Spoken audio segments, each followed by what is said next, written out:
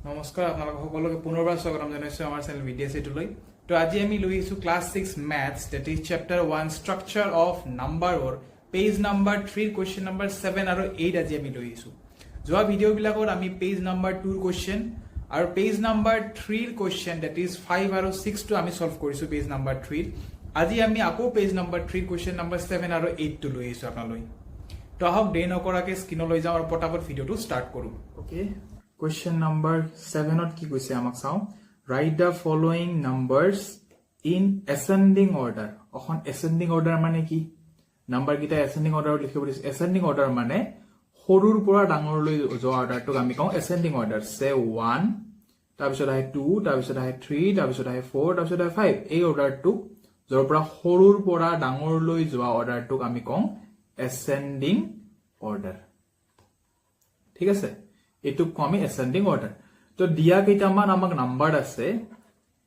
তো এইকিটা উলটা পুলটাকে হজাই দিছে কৰবাত ডাঙৰ আগৰ দিছে কৰবাত তাৰ পিছত মাজত সৰু ভৰাই দিছে তো আমাক কৈছে যে আপোনালোকে সৰু নাম্বাৰ হিচাপে সিৰিয়ালি সৰুৰ পৰা ডাঙৰ হিচাপে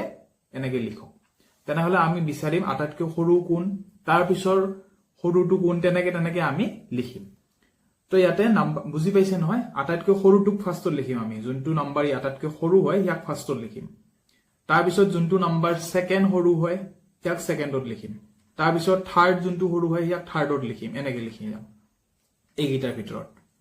ঠিক আছে তো এই নাম্বাৰ গিটাৰ ভিতৰত বিচাৰো যে কোন সৰু কোন ডাঙৰ এইকিটা আমি বিচাৰি উলিয়াব লাগিব তো ইয়াতে মই দেখা পাই আছো গোটেই বিলাকৰে না নাম্বাৰ অফ ডিজিটস সংখ্যা বিলাকৰ নাম্বাৰ হয় 5 ইয়াতে সংখ্যা বিলাকৰ নাম্বাৰ হয় 5 গোটেই বিলাকৰে ঠিক আছে তো আপোনালোকে সংখ্যা বিলাক কাউন্ট কৰি ইটুত ক'ব নোৱাৰিব যে ইটু ডাঙৰ হ'ব ইটু সৰু হ'ব কাৰণ গোটেৰে সংখ্যা বিলাক পাঁচটা সংখ্যা আছে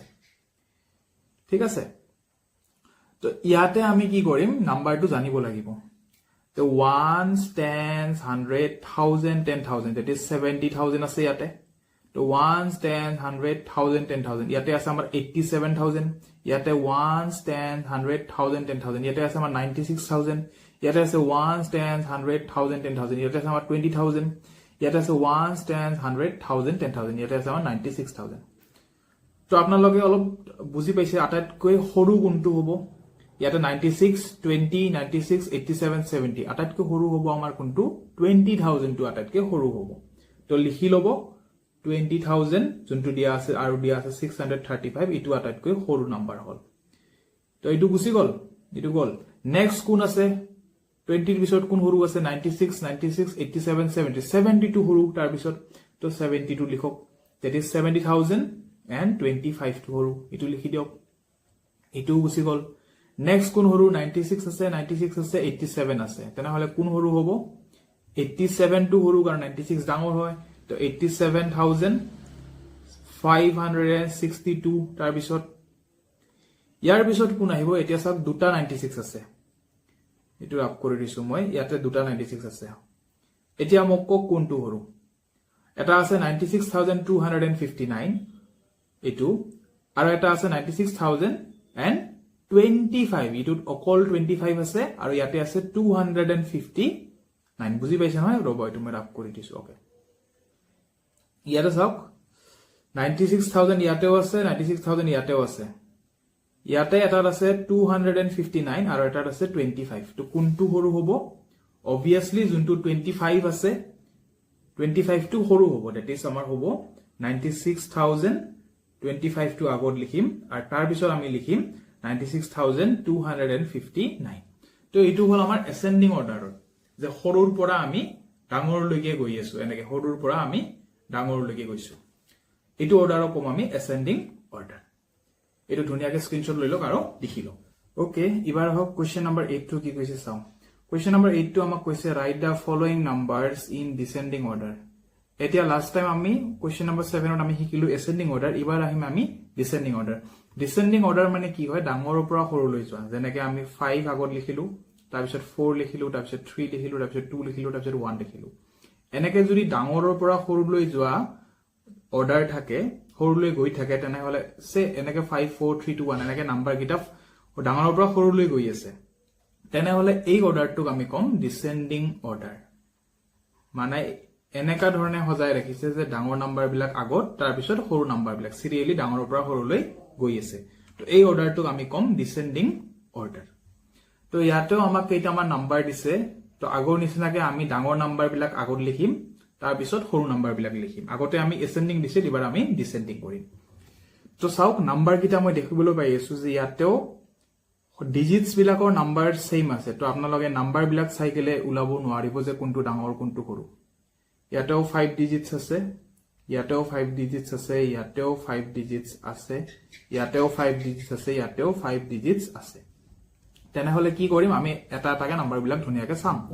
কি কৈছে 1 10 100 1000 10000 it will be 60000 1 10 100 1000 10000 it will be 85000 1 10 100 1000 10000 it will be 78000 1 10 100 1000 10000 it will be 74000 1 10 100 1000 10000 it will be 50000 তো দেখিবলৈ পাই আছে ইয়াতে আটাইতকৈ ডাঙৰ গুণটো মোক এতিয়া কক এতিয়া আপোনালোকে 50 74 78 না 85 না 60 obviously 85 to আটাইতকৈ ডাঙৰ তেনেহলে মই লিখিম 85715 তো এটো মই আটাইতকৈ আগত লিখি ললো ডিসেন্ডিং অৰ্ডাৰ যেহেতু আমি ডাঙৰৰ পৰা সৰুলৈ যাম এতিয়া কোন বাকি থাকিল মোক কক এতিয়া ডাঙৰ গুণটো 50 74 78 60 78 to ডাঙৰ হয় তো আমি এবাৰ 78162 to বাকি বিলাকতকৈ ডাঙৰ নেক্সট কোন আছে তেনেহলে বাকি নেক্সট বাকি থাকিল 74 বাকি থাকিল 74 50 আৰু 60 কৈ ডাঙৰ তেনেহলে মই লিখিম 74002 লিখিম তাৰ পিছত আমি দেখি আছো